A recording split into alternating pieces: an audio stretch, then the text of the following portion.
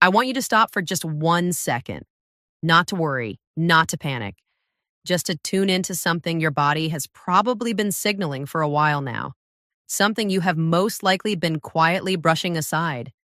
When you look at a lamp or a lit screen in the room you are sitting in right now, does the light feel a little harsher than it used to? Not dramatically so, just a little more than you remember. When you try to read something small at night, does the text take a beat longer to come into focus than it did 10 years ago? When you are driving after dark, do oncoming headlights feel like they spread outward and bloom in a way that makes you squint or briefly look away? And when you step from a brightly lit room into a darkened hallway, does it take your eyes noticeably longer than before to adjust and find their footing? None of these things are dramatic enough to send you to an emergency room. None of them probably felt urgent enough to book an appointment over. They are quiet, gradual. The kind of thing you mention once in passing and then file away under just getting older, accepting it as the price of the decades behind you. But here's what I need you to understand before we go any further. And I want you to hear this clearly because it matters. What you are describing is not random. It is not simply the unavoidable cost of aging. And most importantly, it is not something you are powerless over. The quiet changes in your night vision, the glare, the slower adjustment, the blurry contrast in dim environments, these are downstream signals of a specific and well-understood biological process. And that process has a nutritional dimension that almost nobody is talking about in a way that is practical and actionable. I am Dr. Megan Foster. I have spent over 2 decades working with patients navigating age-related health changes, and vision decline is one of the areas where I see the most unnecessary suffering. Not because nothing can be done, but because most people are never given the full picture. They are handed a stronger prescription and sent home. They are told their eyes are just aging, and they accept that because it sounds authoritative and final. But it is incomplete. Incomplete information leads to inaction, and inaction allows a process to continue that, with some understanding and some consistent effort, does not have to progress the way it typically does. So today I'm going to give you the fuller picture, and I'm going to keep it practical because information without a clear path forward is not actually useful. By the end of this video, you are going to understand something that most people never learn. What is actually happening inside the eye after 60? What occurs in the retina specifically while you sleep? And 7 fruits that research suggests can directly support the protection and overnight repair of the most critical visual tissue in the human body. Before we dive in, drop a comment right now. Have you noticed changes in your night vision over the past 5 to 10 years? Describe what it actually feels like for you. Is it glare, slower adjustment, reduced contrast, blurrier edges when the light is low? The reason I ask is not just conversational. When people start naming what they are experiencing, they realize how many others share it. And that shift from personal failure to shared biological pattern is genuinely important for motivation. Comment now. I read them. Now let me take time to properly explain what is happening inside the aging eye, because the biology here is genuinely interesting. And once you understand the mechanism, everything I am going to tell you about these 7 fruits will make complete logical sense rather than feeling like a list of health claims you just have to take on faith. Most conversations about aging vision begin and end with the lens. The lens sits just behind the pupil, and its job is to focus incoming light onto the back of the eye.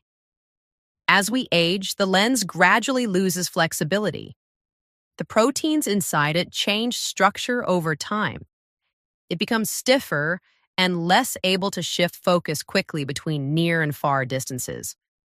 This is why the majority of people need reading glasses by their mid-40s. That part of the story is real and well understood.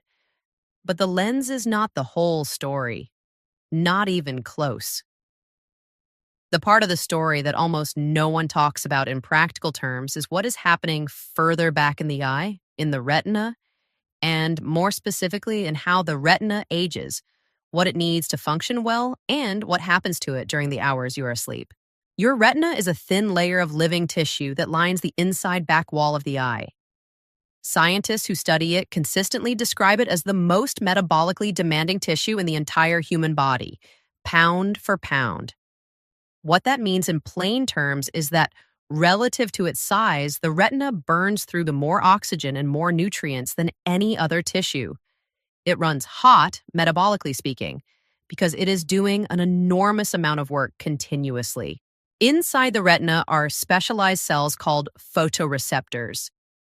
These are the cells that actually detect light and convert it into electrical signals that travel along the optic nerve to the brain, where they become the images you see. There are two types of photoreceptors. The first type is called cones. Cones are concentrated in the center of the retina and they handle bright light vision. They are responsible for color perception, fine detail, and sharp central vision. Reading, recognizing faces, seeing fine print, appreciating color differences, all of that is cone function. The second type is called rods.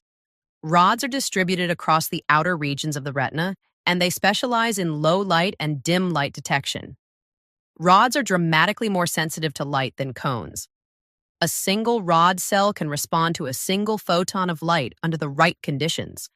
They are responsible for your peripheral vision, your ability to detect motion in dim environments, and your ability to see when the lights are low. Night driving, navigating a darkened room, reading in candlelight, adjusting after coming in from outside, all of that depends on rod function. And here's where things get interesting in the context of aging. Rods depend on a molecule called rhodopsin to do their job. Rhodopsin is a light-sensitive pigment that sits inside the rod cells, and it works through a cycle. When light hits rhodopsin, the molecule changes shape and triggers the electrical signal that the brain reads as vision. But in doing so, the rhodopsin is consumed. It breaks down. For the rod to keep working, rhodopsin has to be continuously regenerated. That regeneration requires vitamin A as a direct chemical input. No vitamin A, no rhodopsin regeneration. No rhodopsin, no dim light vision. This cycle, the depletion and regeneration of rhodopsin, is happening in your eyes constantly. Every moment your eyes are open and receiving light, rhodopsin is being used up and rebuilt. When vitamin A is present in adequate supply, the regeneration keeps pace with the depletion and your night vision stays functional. When vitamin A is insufficient, the regeneration falls behind, rhodopsin levels drop, and the rods begin to struggle in low light conditions. The earliest symptom is always difficulty seeing in dim light and slower adjustment when transitioning from bright to dark environments. That is not a coincidence. That is exactly the mechanism playing out in real time. Now, the rods are one part of this story. The other, and perhaps even more important part for long-term visual health, involves the center of the retina, a small region called the macula. The macula is roughly the size of a pencil eraser, but it contains the highest concentration of cones in the entire eye, and it is responsible for everything you think of as sharp, detailed central vision. Reading, driving, recognizing a face, watching television, using a phone or computer. All of that is macula. When the macula is healthy and well protected, central vision is sharp and reliable. When the macula deteriorates, central vision blurs and eventually erodes in ways that significantly affect independence and quality of life. The macula is under an extraordinary and constant amount of stress. Every hour that light enters the eye, a byproduct called oxidative stress is generated inside the retina as a natural consequence of visual processing. Think of oxidative stress as a form of biological friction. Small, highly reactive molecules called free radicals form during the normal activity of the photoreceptor cells, and if they are not neutralized quickly, they damage nearby tissue. The macula, because it handles the most intense and most detailed visual processing of any region in the eye, produces more of this oxidative byproduct than any other part of the retina. The body has a natural defense against this. It is called the macular pigment. This is a physical protective layer made of two specific compounds, lutein and zeaxanthin, that deposits directly inside the macula and acts as a biological filter. The macular pigment does two critically important things. First, it absorbs high-energy, short-wavelength light before that light can penetrate to the photoreceptor cells beneath it. Think of it as a built-in internal pair of sunglasses specifically for the most vulnerable part of your eye. Second, it directly neutralizes free radicals as they form, preventing oxidative damage before it accumulates. The macular pigment is, in the most literal biological sense, the macula's own protection system. Here's the critical piece. The body cannot manufacture lutein or zeaxanthin on its own. Unlike many protective compounds, these two cannot be synthesized internally. They can only be obtained from the diet. And the body, recognizing their importance, selectively transports them from the bloodstream and concentrates them specifically in the macula. This selectivity is remarkable. Of all the carotenoids in the diet, only these two are targeted and deposited into this specific location. The body essentially treats them as structural components of the eye, not just general antioxidants. Now, by the time most people reach their 60s, macular pigment levels have often been declining for years, sometimes for decades, because the modern diet is genuinely and significantly low in lutein and zeaxanthin. These compounds were historically present in the diet through organ meats, egg yolks from pasture-raised hens, and large amounts of dark leafy greens. For the majority of people today, those sources have largely disappeared from regular eating. And without consistent replenishment through the diet, the macular pigment layer thins over time. The biological filter weakens, the protection erodes, and the oxidative damage that would previously have been absorbed and neutralized now reaches the photoreceptor cells directly. This is not a theoretical concern. Large longitudinal population studies have followed tens of thousands of people over 10 to 20 years and consistently found that individuals with lower macular pigment density show significantly higher rates of age-related macular degeneration. Not because their genetics are dramatically different, but because their protective layer has been depleted over time by insufficient dietary intake of the compounds the body needs to maintain it. Now let me talk about the nighttime dimension of this specifically, because this is the piece that is almost never discussed in accessible terms, and it is central to why the timing of what you eat matters for eye health. During the day, your eyes are actively processing. Every system supporting the retina is running at or near full capacity. The photoreceptors are firing continuously. The support cells around them are working hard to keep up with demand. Blood flow to the retina is at its daytime levels. Metabolic activity is high. At night, when you sleep, the pattern changes in important ways. The photoreceptors are no longer receiving light stimulus. The metabolic demand of the retina drops significantly. And critically, the body activates its cellular repair and maintenance programs. The retina undergoes a meaningful portion of its structural maintenance during sleep. The retinal pigment epithelium, a layer of support cells that sits just beneath the photoreceptors and is responsible for much of their day-to-day maintenance, does some of its most important work during the overnight hours. It processes and removes metabolic waste products that accumulate during the day. It recycles components of the visual cycle. It repairs minor oxidative damage before it has a chance to compound. This overnight repair window is real and it is important, but it requires resources to run effectively. It requires adequate antioxidant compounds. It requires good circulation to deliver oxygen and nutrients to the tissue during repair. It requires the raw materials for the visual cycle to be replenished. When these resources are insufficient, the overnight maintenance does not run at full capacity. Damage that accumulated during the day carries forward. Waste products that should have been cleared are not fully removed. The visual cycle components are not fully replenished. And this partial, insufficient overnight repair is what, over months and years, shows up as the progressive visual changes that people associate simply with getting older.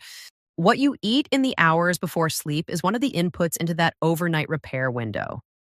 Specific nutrients, circulating in the bloodstream during the early stages of sleep when repair processes are ramping up, are available to the tissues that need them. This is the mechanistic reason why evening timing of these specific foods is relevant. It is not about a dramatic transformation in a single night. It is about consistently providing the right inputs during the window when the eye is doing its most active repair work over weeks and months until the nutritional environment in the eye has genuinely shifted. The research supporting this approach comes from multiple directions.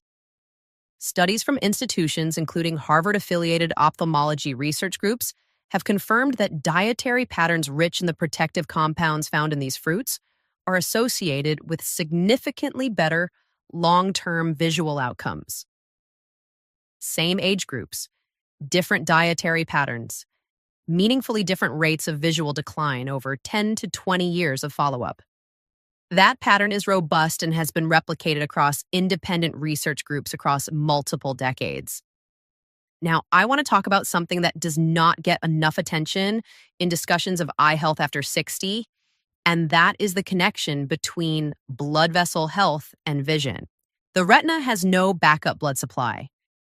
Unlike most organs, which receive blood from multiple arterial sources, the retina is entirely dependent on a single arterial system and a network of capillaries so fine that red blood cells must navigate them in single file. This is an extraordinarily delicate supply chain, and as the body ages, the health of this microvascular network becomes one of the most important determinants of retinal function. The inner lining of blood vessels, called the endothelium, is responsible for regulating blood flow, responding to the demands of the tissue, and maintaining the structural integrity of the vessel walls. When endothelial function is good, blood flows smoothly and the retina gets what it needs. When endothelial function declines, circulation becomes sluggish, irregular, and less responsive. The retina, with its massive metabolic demand and its complete dependence on this single supply line, is one of the first places where vascular decline shows up as functional impairment. Several of the fruits on this list work specifically on this vascular dimension. And understanding that helps make sense of why foods that are primarily associated with heart health also directly protect vision. The mechanisms overlap. The same compounds that keep arteries healthy also keep the tiny vessels of the retina healthy. Cardiovascular and eye health are far more connected than most people realize. So let us get into the 7 fruits. I am going to walk through each one specifically, what it does, why it matters, the evidence behind it, how to use it practically, the right amount, the right timing, and the common mistakes that cancel out the benefit. Starting with number 7, kiwi. Kiwi is almost always framed as a vitamin C food and left there. But inside the eye, vitamin C is doing something more specific and more important than general immune support. The lens of the human eye contains one of the highest concentrations of vitamin C found anywhere in the body. It is there in that concentration deliberately because vitamin C is one of the primary defenses the lens has against the oxidative stress that, over decades, causes the lens proteins to clump and cloud. That clouding is a cataract. Large population studies have found that higher dietary vitamin C intake is associated with significantly lower rates of cataract progression over time. In one major twin study, participants in the highest vitamin C intake group had a 60% lower risk of cataract progression over the study period compared to those in the lowest intake group. That is a substantial difference. But vitamin C also performs an important supporting role for other antioxidants in the eye. After vitamin E neutralizes a free radical, it becomes oxidized and inactive. Vitamin C regenerates vitamin E back into its active form so it can continue working. Without adequate vitamin C, you lose not just vitamin C's own antioxidant activity, but also a large part of vitamin E's effectiveness. 2 protective systems weaken for the price of 1 deficiency. Vitamin C is also essential for collagen production. The tiny blood vessels supplying the retina rely on collagen for structural integrity. When vitamin C is chronically low, vessel walls become more fragile and vulnerable to micro leaks and damage. That feeds directly into the vascular dimension of retinal health. One kiwi in the evening, eaten as a whole fruit, paired with a small handful of nuts or a few pieces of natural cheese. The fat slows glucose absorption and helps fat-soluble antioxidants from other foods eaten around the same time absorb more completely. Never juice kiwi. Juicing removes fiber, concentrates sugar, and turns a well-structured food into a blood sugar spike. Whole fruit only. Number 6, oranges. Beyond vitamin C, whole oranges contain a class of flavonoid compounds, particularly one called hesperidin, that has been studied specifically for its effects on blood vessel health in ways that are directly relevant to the retina. Hesperidin works primarily by supporting endothelial function, the health of that critical inner lining of blood vessels discussed earlier. Clinical trials using citrus flavonoid supplementation have shown measurable improvements in endothelial function markers within 4 to 8 weeks of consistent use. One placebo-controlled trial found that participants taking hesperidin showed significant improvements in blood vessel responsiveness, the ability of vessels to dilate appropriately in response to demand, compared to the control group. For the retinal microvessels specifically, better endothelial function means more responsive and more efficient circulation. The photoreceptors get more oxygen. Metabolic waste is cleared more effectively. The conditions for overnight repair are better supported. This is not a general wellness claim. This is a specific mechanistic pathway connecting a specific compound in oranges to retinal circulation. One whole orange in the evening, whole fruit only, not juice. Even fresh squeezed orange juice has most of its fiber removed, which eliminates the slow absorption benefit and creates a faster blood sugar rise. And avoid pairing citrus fruit with high sugar desserts or sweetened snacks. The combined glucose load undermines the metabolic stability you are trying to maintain in the hours before sleep. Number 5, papaya. Papaya is one of the richest sources of beta-carotene available in a commonly eaten fruit, and the eye health story of beta-carotene goes considerably deeper than most people realize. Beta-carotene is what scientists call a provitamin. Your body converts it into vitamin A on demand in the amounts it needs and uses it across multiple systems in the eye. You already know that vitamin A is required for rhodopsin regeneration in the rod cells, but vitamin A also plays an essential role in maintaining the health of the conjunctival epithelium, the delicate surface tissue of the eye. This surface tissue requires vitamin A to maintain the goblet cells that produce the mucin layer of the tear film. When vitamin A is inadequate, goblet cell density drops, the tear film becomes unstable, and the eye dries out. This is one of the reasons why dry, irritated eyes become more common after 60. It is not purely a structural aging story. It has a nutritional dimension that is frequently overlooked. Beyond the direct vitamin A pathway, papaya also contains a carotenoid called beta-cryptoxanthin. This compound has antioxidant activity inside the retina and is being studied for a potential contribution to macular protection alongside lutein and zeaxanthin. The evidence is still developing compared to those two primary carotenoids, but the biological plausibility is real. And here is something particularly valuable about getting your vitamin A pathway from beta-carotene in fruit, rather than from preformed vitamin A in supplements or liver. Beta-carotene from plant sources is self-regulating. The body converts exactly as much as it needs and no more. Preformed vitamin A in large supplement doses can accumulate to toxic levels over time. Beta-carotene from food does not carry that risk. It is a safe, self-adjusting source. A moderate portion of fresh papaya 1 to 2 hours before bed, not a large bowl. The natural sugar in a large serving can create a meaningful blood sugar rise in the evening, which you want to avoid. A cup or so of fresh papaya is the right range. Consistent moderate portions over weeks are far more valuable than occasional large ones. Number 4, pomegranate. Pomegranate is primarily discussed in cardiovascular contexts. But the mechanism that makes it relevant for heart health is the exact same mechanism that makes it protective for retinal blood supply. And understanding this connection changes how useful you find this fruit. The active compounds in pomegranate, particularly punicalagins and ellagic acid, support the body's natural production of nitric oxide. Nitric oxide is a signaling molecule produced by the cells lining blood vessels, and its primary job is to tell surrounding smooth muscle to relax, which widens the vessel and lowers resistance to blood flow. When nitric oxide production is robust, circulation is responsive and efficient. When it declines, vessels become stiffer and less adaptive. What makes this especially relevant for aging adults is that nitric oxide production naturally declines with age. The endothelial cells become less efficient at making it. Vessels gradually lose their flexibility and responsiveness.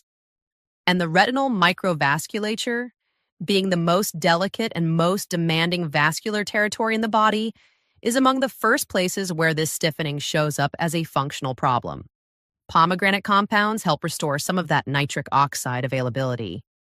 Clinical trials have shown improved vascular responsiveness within 2 to 4 weeks of regular consumption. And a recent area of research is exploring the connection between pomegranate's anti-inflammatory compounds and the reduction of arterial stiffness, specifically in aging adults. Stiffer arteries mean more pressure and more turbulence in the microvascular territories they supply, including the retina. Reducing that stiffness over time directly benefits retinal circulation. Seeds are the cleanest delivery method. A small portion of pomegranate seeds in the evening, on their own or mixed with other foods on this list. Unsweetened pomegranate juice in small amounts is also acceptable, but read the label with care because the overwhelming majority of commercially available pomegranate juices contain significant added sugar. If the ingredients list anything beyond pomegranate juice and possibly citric acid, put it back. Number 3, tart cherries. Most people know tart cherries from athletic recovery discussions. But the eye health case for tart cherries rests on 3 distinct mechanisms that work together in a way that makes this fruit more interesting than it first appears. The first mechanism is direct antioxidant activity. Tart cherries contain some of the highest concentrations of anthocyanins of any commonly eaten fruit. Anthocyanins are the deep red pigments responsible for the color, and they have potent free radical neutralizing activity in vascular tissue. In studies measuring markers of oxidative stress in the blood, regular tart cherry consumption has produced consistent, measurable reductions. For the retina, lower systemic oxidative stress means less of that burden reaching already stressed retinal tissue. The second mechanism is anti-inflammatory. Chronic low-grade inflammation is one of the underlying drivers of age-related macular degeneration. It contributes to the formation of drusen, which are small deposits that accumulate beneath the retina and are one of the earliest signs of macular disease.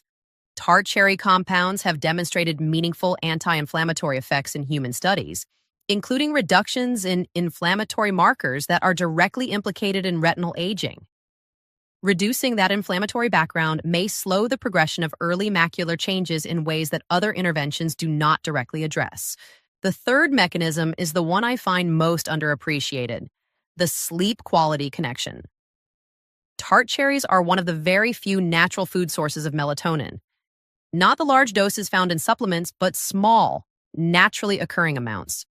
2 randomized controlled trials conducted specifically in adults over 60 found that regular tart cherry juice consumption improved both total sleep time and sleep efficiency compared to placebo. One of those trials found that participants gained an average of 34 additional minutes of sleep per night over the study period. That sounds modest. But in the context of retinal repair, those 34 minutes fall within the deep sleep stages, where cellular maintenance is most active. Every additional minute of quality deep sleep is additional time for the retinal pigment epithelium to do its housekeeping work.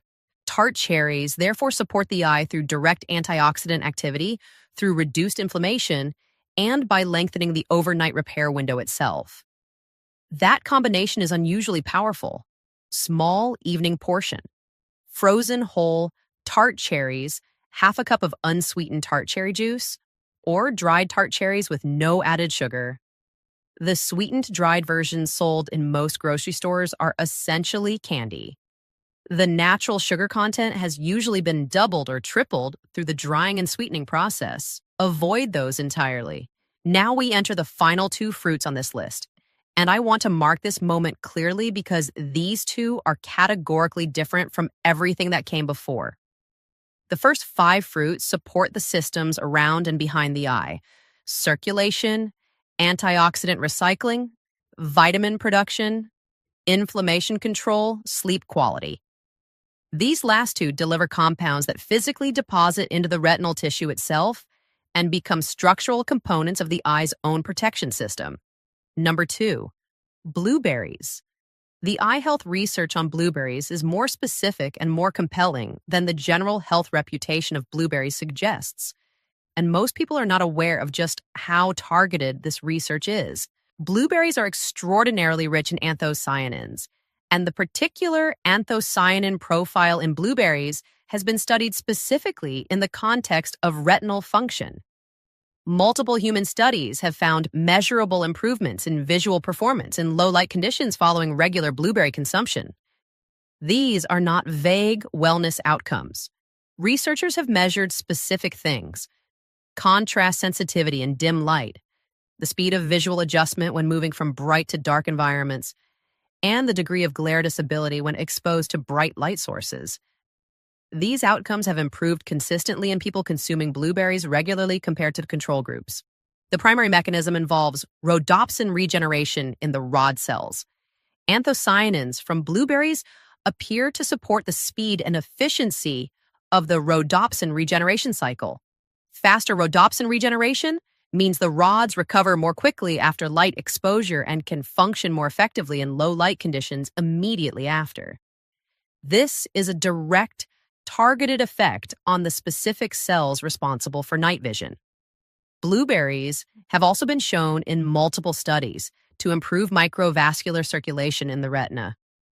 Improved blood flow through those narrow capillaries means better oxygen delivery to photoreceptors during the day and better support of the repair processes at night. This vascular benefit combines with the direct rhodopsin support to make blueberries one of the most specifically researched foods for nighttime vision function. There is also a brain health dimension worth noting here. The optic nerve, which carries visual signals from the retina to the brain and the visual processing regions of the brain itself, are also benefited by blueberry anthocyanins. Research has found that blueberry consumption supports blood flow in the brain, particularly in regions involved in visual processing and attention. Better visual processing in the brain complements better visual capture in the eye. It is a system, not just an isolated organ. Half a cup of blueberries in the evening, paired with a fat source, a handful of walnuts, a tablespoon of almond butter, a small amount of full-fat unsweetened yogurt. The fat pairing meaningfully improves absorption of fat-soluble antioxidants and should not be skipped. Do not throw blueberries into a large sweetened smoothie. Do not mix them with high-sugar yogurt, honey, or fruit juice. A blood sugar spike in the evening counteracts the antioxidant benefit by creating a brief oxidative environment in the bloodstream. Keep the delivery simple, moderate, and paired with fat.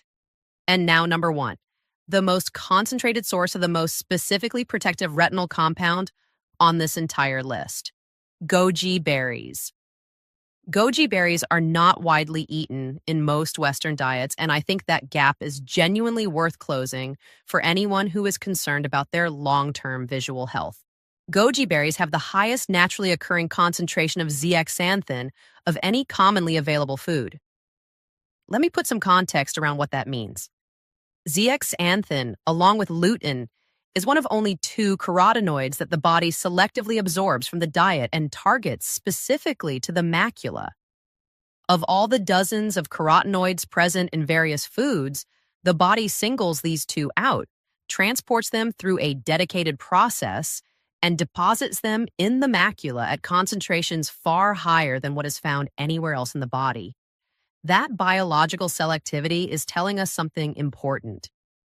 The eye regards these compounds as so critical to its function that it has a dedicated system for accumulating them. Zeaxanthin is concentrated specifically in the very center of the macula, in the area called the fovea, which is responsible for the sharpest central vision. Lutein surrounds it in the broader macular region. Together, they form the macular pigment, that biological filter and antioxidant shield discussed earlier. When zeaxanthin levels are high, the macular pigment is dense, the filtration of damaging short-wavelength light is effective, and free radical neutralization is robust. When zeaxanthin levels are low, the pigment thins, protection weakens, and the photoreceptor cells beneath are exposed to greater cumulative damage. Here's a piece of research that directly connects to the glare sensitivity that so many people experience after 60. Studies examining macular pigment density and its relationship to glare disability, which is that uncomfortable blooming and spreading of bright light sources in the visual field, have found a clear inverse relationship. Higher macular pigment density is associated with lower glare disability. The pigment reduces the scatter of high-intensity light inside the eye, specifically the scatter that makes bright point sources like car headlights appear to bloom and spread. This is one of the most direct mechanistic explanations for the nighttime glare that is one of the first symptoms people notice in aging vision. And it points directly to zeaxanthin and lutein depletion as a contributing cause. There is also new research connecting macular pigment to visual processing speed, the time it takes for the brain to interpret what the eye has captured. Studies have found that people with higher macular pigment density show faster visual processing speed, even when controlling for other factors.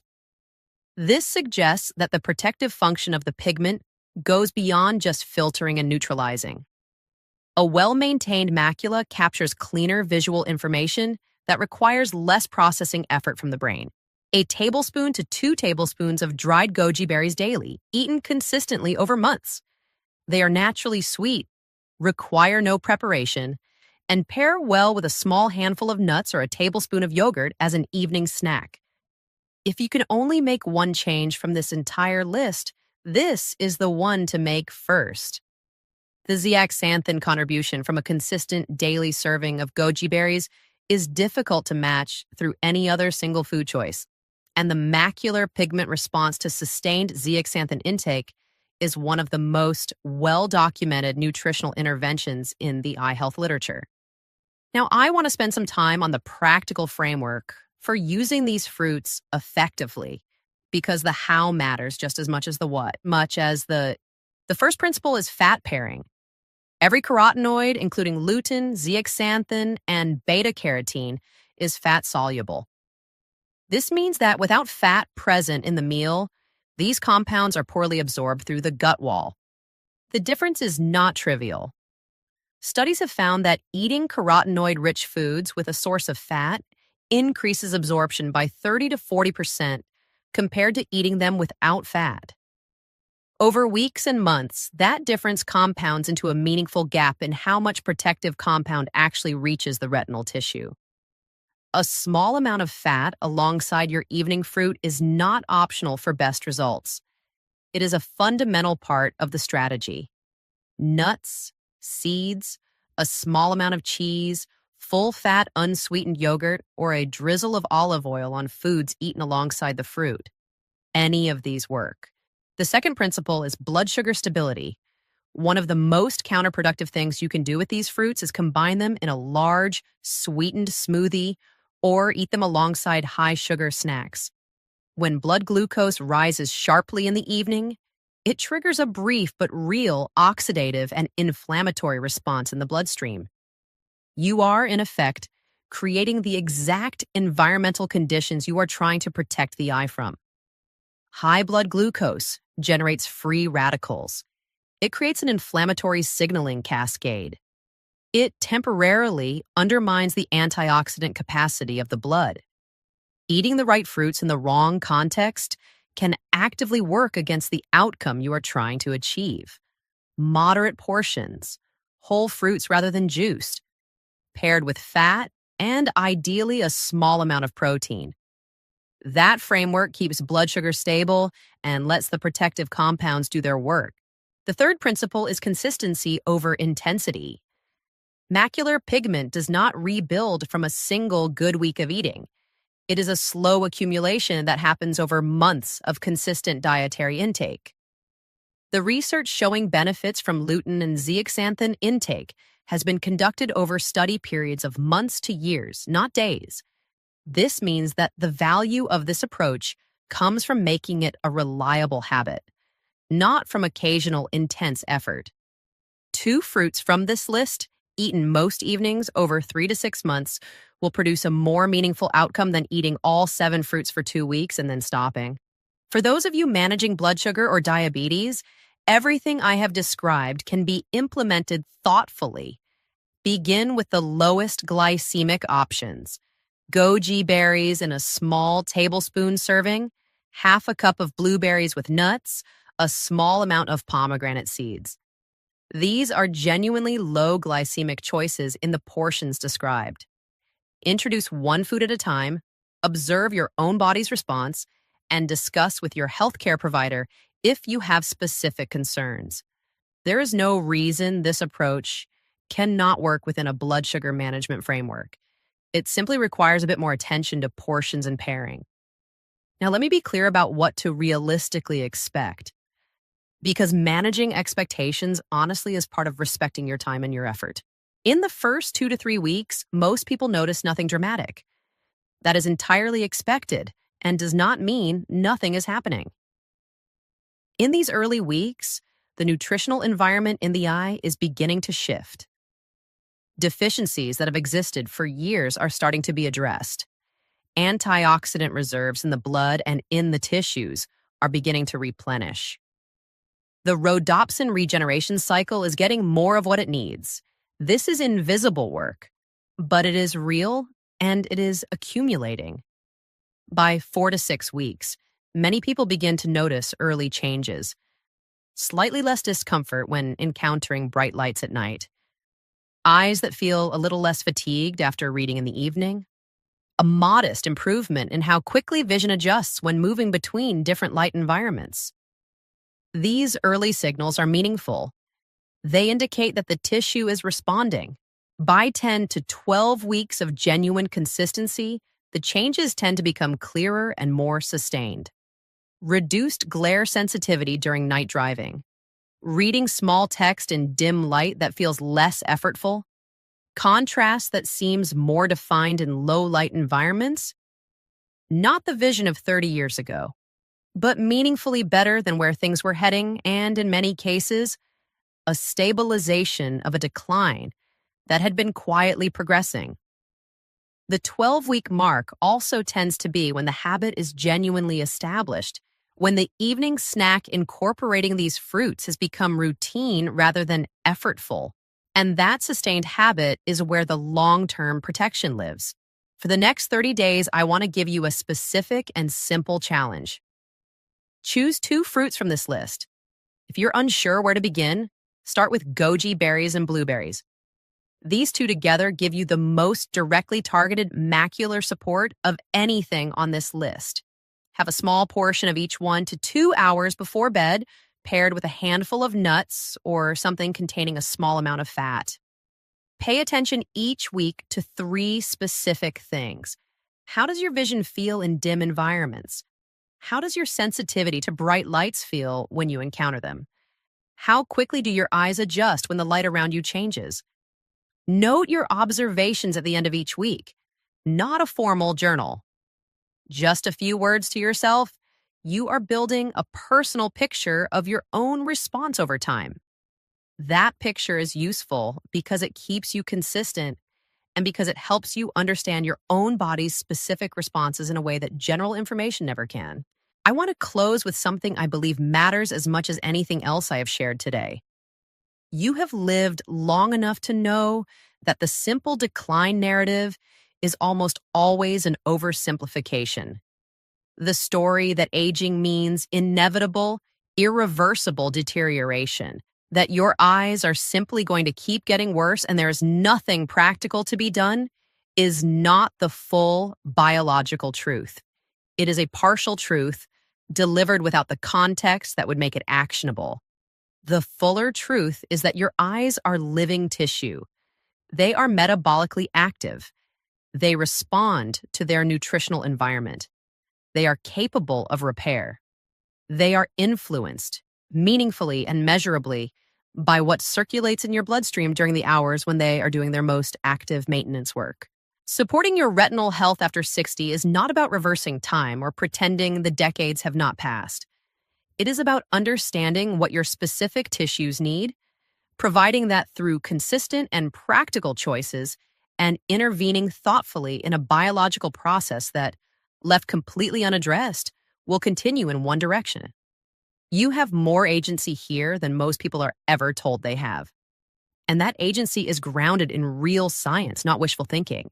If this video was useful to you, please share it with someone who has been quietly noticing changes in their night vision and assuming there is nothing to be done. They are likely not finding this information on their own. And the earlier someone starts supporting their macular pigment and their retinal repair processes, the more room there is for meaningful benefit over time. In my next video, I am going to walk you through the single most damaging nighttime habit that silently accelerates retinal stress. And the part that surprises most people is that it is something almost everyone does without any awareness that it is affecting their eyes at all. If protecting your long-term vision is a priority for you, that video is going to matter. The longevity guide linked in the description below brings all of this together with daily strategies that support eye health, brain health, and vascular aging in one clear and practical framework. It is there for you when you are ready for the next step. I will see you in the next one.